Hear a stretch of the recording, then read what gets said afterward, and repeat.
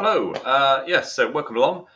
So in this video, we're going to talk about the Primarchs again. So which of the Loyalist Primarchs could have fallen under the right circumstances? Now, the first ones I want to talk about are Guilliman, Dawn, Russ. I think with those three, their loyalty to the Emperor is so intense that there was nothing Chaos could do essentially to get them to fall. They had obviously they have their own ideas about certain things, but essentially they just do what they think the Emperor wants them to do. And if the Emperor tells them to do something, they do it. It's not really a thought that they would go against his word. Even though someone like Russ, you might say, is prone to fall into chaos because of his temper, his rage. He fall to Khorne, and I think it's actually canon that quite a few that Space Wolves have fallen to Khorne, and that's typically what they do if they do turn to chaos. So he is prone to that direction because of that tendency towards uncontrolled rage.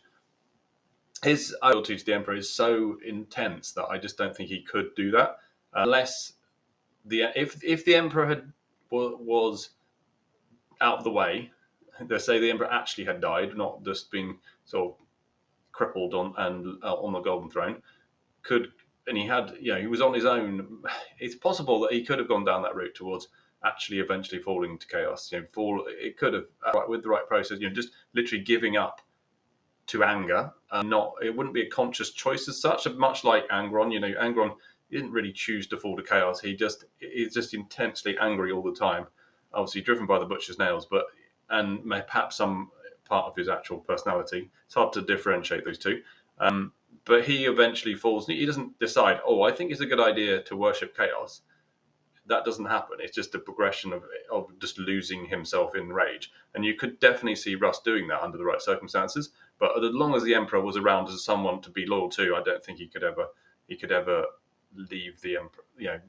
Deliberately choose to move away from the Emperor like that. And with Guilliman and Dawn, I think it's almost an unthinkable thought. But the only way they could fall to chaos is if the Emperor ordered them to, basically. Be it. Corax, I think, again, he's very loyal to the Emperor. Almost to the fault that he's kind of misled by the Emperor quite a lot. And he's quite introspective. He thinks a lot about things. You could see him kind of reasoning his way into falling to chaos in a similar way to some of the Traitor Primarchs did. Again, he's had this fierce loyalty to the Emperor, and I think that probably makes him immune well in the same way that the other three. I just can't see him. He couldn't, because even when the Emperor does mislead him quite a lot during the heresy period, and it leads to him having some considerable doubts about his own worthiness to be a Primarch, to lead a legion, and things like that. He's actually kind of contemplating just disappearing. He just can't bring himself to let the Emperor down. So I just don't think he could fall to chaos for those same reasons. Sanguinius is an interesting one because he actually faced the test of being tried to be turned by Chaos. So Chaos did their utmost to try and turn him to join them, and he passed that test. They couldn't turn him. So in his case, you could say, well, you can see what they were trying to get at, because it was the well-known flaws within the genetic flaws within Sanguinius, which are seen in his legion, and so there's this inner darkness that he has that we don't exactly know really what it is, but it's something, that flaw in his genes, potentially in his psychology. But he's put under the immense pressure to turn by Chaos, the Chaos powers of Chaos in the Cygnus system, where they use the whole Legion and him are trapped during the beginning of the heresy, and he comes through that. He passes. They can't turn him, and he remains loyal to the Emperor. And I think again, his loyalty to the Emperor is so intense, so deep, so much a part of his identity that I don't think he could ever turn unless it was under the circumstances that it would somehow help the Emperor, which you could argue is why Alferus has kind of turned to chaos. And although did he ever really turn to chaos as such, but he his part in the heresy is because he believes it's actually the way to deliver what the Emperor wants to basically defeat chaos, which is kind of weird. But everything about the Alpha Legion is hard to fathom and kind of very complex. And to work out what his real motivations are is pretty hard. But I think you could see someone like Sanguinius thinking, "Oh, yeah, actually, I'm doing this. I will sacrifice myself to by ruining, just giving away everything I am, everything I stood for, because this action will save the Emperor."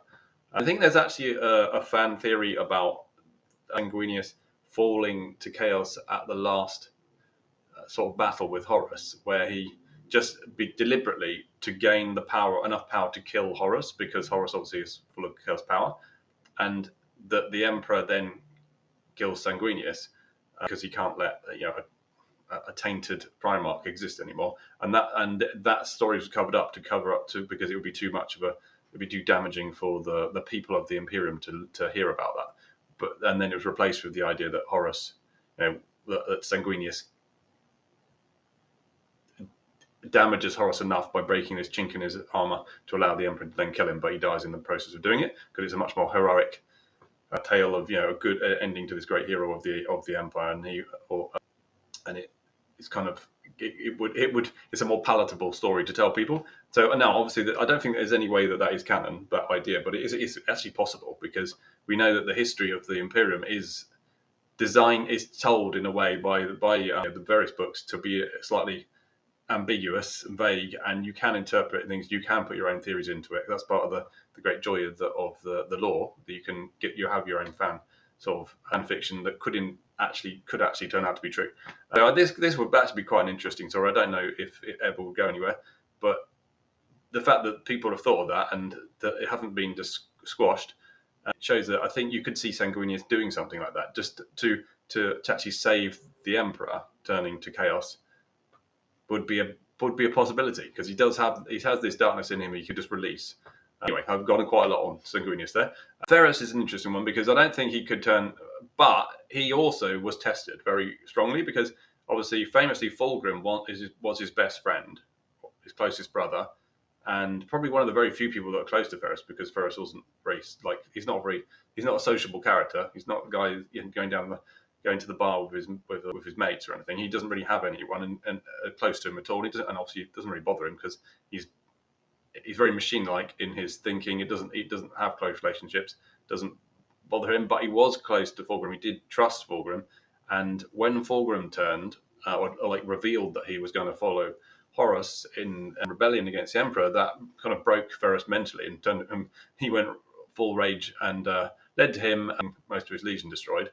As well as him dying, because he was so determined to right this wrong, that this terrible sort of stain on his honor, almost, the fact that Fulgrim had asked him to join him, the fact that Fulgrim thought he could bring him over to Horus's side, and Horus seemed to think, I think to some extent, that he thought Fulgrim might be able to do that. So there was I think a lot of doubts about Ferrus, and that certainly Ferrus was not someone who let morality, our modern, that's not right, they're more modern than us if you think about it, our universe's morality get in the way of doing a job. So he was perfectly happy with killing lots of people, as long as it was in the name of the Emperor, and do it. So he could have done all the things that the traitor Primarchs eventually did, like lots of murders and destroying planets, etc. It wouldn't have really bothered him, but betraying the Emperor was something that he could never do, and that's what Fulgrim got wrong. Is he misjudged Ferrus and thought he could turn him, because his loyalty to him would be stronger than his loyalty to the Emperor, and it wasn't. So, but again, he did pass that test, Ferrus. So he was tested. He had the opportunity to say, actually, yes, I will do this and join you. And had he done so, that could have maybe one other Primarch, particularly an entire legion, the Iron Hands, going over to the heresy at the very beginning, that could have swung in Horus's favour. But there, I would say, all pretty hard no's. Those six. Sorry. Now the other three are interesting ones, I think, because you've got the Lion and the Khan, who are both like very very complicated characters. Like there's a lot of things going on in their minds that people, no one really knows what they're thinking or why they do things, and they're in many ways natural rebels. They're natural. They too tend to go against the grain and do what they think should be done, and not bow down to authority figures. They weren't particularly loyal to the emperor in that sense, and particularly I think the Lion was more than he often seemed. He did always seem to have his own agenda, but he never got tempted by chaos during the heresy, and he never got tempted to join Horus. Now that may be because he just saw that if he was going to be a rebel, he want to be the head of the rebellion, and that wasn't going to be the case if he joined Horus. Again, he's not a particularly good person. He's not someone who, through ethical reasons, wouldn't join Chaos. It's like he's not like he's thinking, "Oh, I couldn't murder anybody." He'd happily he kills his members of his own legion plenty of times during the heresy, and without even any thought or any regrets afterwards. And of course, famously, essentially roughly half the legion turned to Chaos. They're kind of misled. Well, that's what Chaos does. It misleads people into eventually falling. But there's obviously that potential within the Dark Angels, and I think that a lot of that comes from him, from the Lion. There's definitely darkness in him, and certainly a way to chaos. So I think out of all of the Loyalist Primarchs, I think he's the one that's most likely to have turned to chaos. And he grew up on a world tainted by chaos. So I think he is quite possible with a slightly alternative history of the 40k universe that the Lion becomes one of the traitors. Yeah, but I think he could only do it as if he was made War Master and led the heresy, because he would need that for his own ego. He'd need to be in charge. Now, the Khan is also a natural rebel, but he's more of an ethical rebel. Like he's against he often questioned the emperor and the way that things were done, and I think he actually openly calls the emperor a tyrant when he's either talking to himself or one of his close advisors. This is during the early stages of the heresy, and that he has to this impossible decision because he suddenly finds out about the heresy and that Horus is leading it, and he's like, well, Horus is my friend, and should I be following him? But he kind of recognizes quite early on that that's what Horus is doing. It isn't a good thing. He's not rebelling for the right reasons.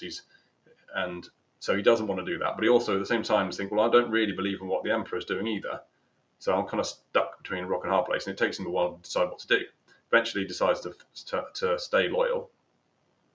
But again, half of his legion turn. They actually become traitors. Again, probably they know even less about what's actually happening. But they think that it's a logical choice and to join Horus because Horus is impressive. Horus is kind of generally respected by most of the Astartes before the heresy. They're quite the thought that if he's decided it's the right thing to do, a lot of them just thought, well, it must be. And because he was one of the few Primarchs, I should say, close to their Primarch, close to the Khan, they thought it made sense that the Khan should go and join Horus. And a lot of the White Scars felt quite neglected and mistreated by the kind of wider political elites of the Imperium, and that had started to feel like they made more sense that maybe that's the Emperor's fault that he was allowing this to happen. And they've been infiltrated by the lodges, the warrior lodges, which was a way of this kind of like a bit like a hidden societies within the legions that was used to spread the message of this kind of idea of questioning the emperors and kind of slowly bring the legions over towards supporting Horus and eventually falling to chaos. So they were very much on the precipice and could have gone either way, but they didn't. Obviously, they went back. They did stay loyal, and I think again because he was tested, the Khan. I think it's proven he wouldn't have actually turned. People might have thought it was possible to turn, but they thought for different reasons. They thought it for the wrong reasons. They thought he was potentially disloyal, but really he was just loyal to his own principles, and his principles would have stopped him from joining Chaos, I think. Finally, Vulkan. So Vulkan, I put Vulkan in the last one because he is too good, basically. He's the best, like morally, the best of the Primarchs. He's not going to turn to Chaos because he just couldn't do the things that you need to do to be a follower of chaos. You have to do pretty terrible things. He felt like often he couldn't do things that he was being asked to do in the Imperium.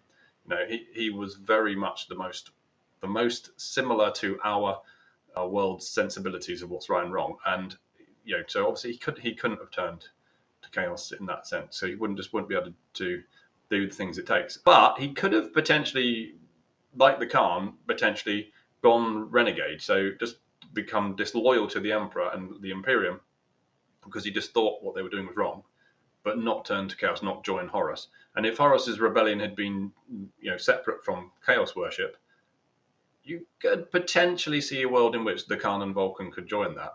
I think, under the right circumstances. They definitely, he would have had to have proven to them that he was doing it for the right reasons, and they would have had to been pushed to extreme limits by the Imperium, orders from the Emperor that were just things they decided, no, I cannot do this.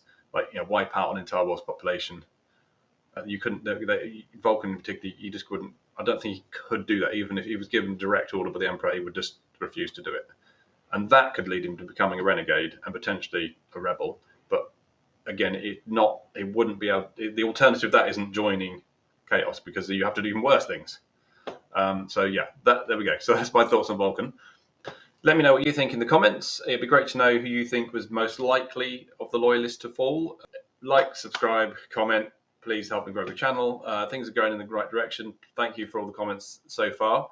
They've been really helpful and encouraging. And I will see you next time. Thank you very much.